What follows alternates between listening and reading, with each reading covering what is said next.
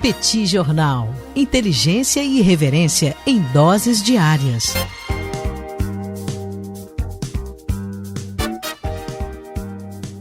Nessa semana saiu o relatório trimestral do Fundo Monetário Internacional sobre as perspectivas para a economia global.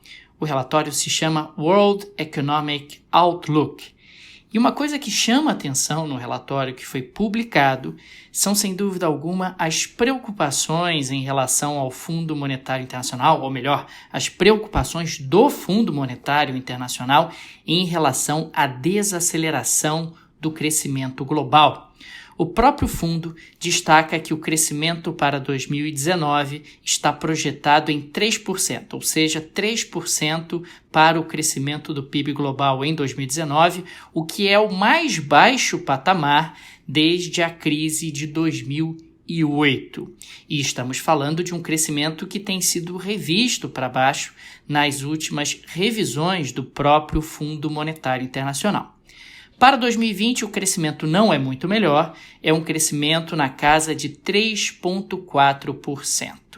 O fundo diz com todas as letras que a desaceleração do crescimento econômico global tem sido causada principalmente pela guerra comercial entre China e Estados Unidos. China e Estados Unidos que, através da sua guerra comercial, têm reduzido o fluxo de comércio global.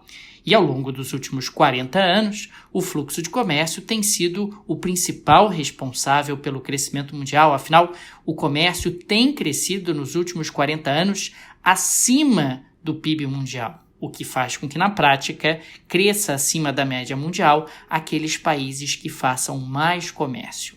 O fundo, inclusive, urge que as tensões políticas devam ser neutralizadas e que devam ser realmente refeitas as cadeias globais de valor como forma justamente de tentar recuperar o crescimento econômico de forma mais vigorosa.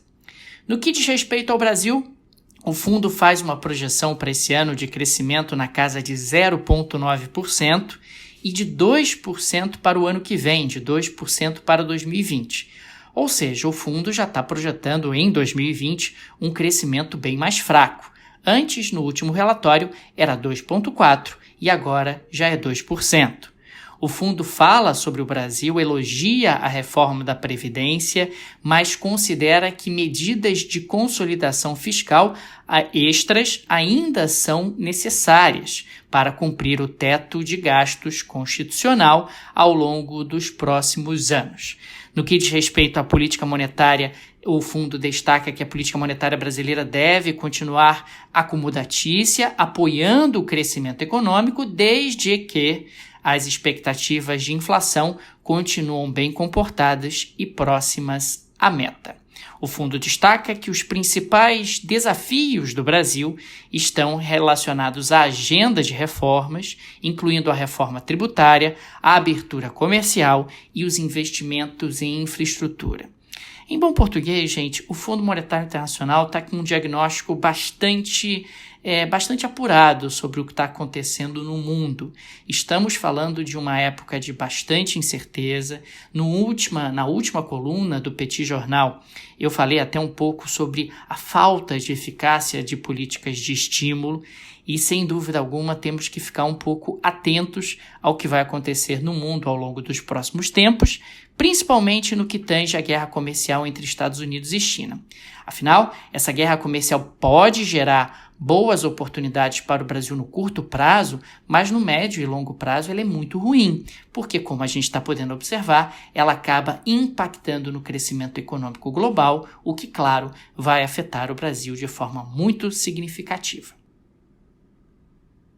Lá no site do Petit Jornal, eu coloquei as projeções completas apresentadas pelo Fundo Monetário Internacional.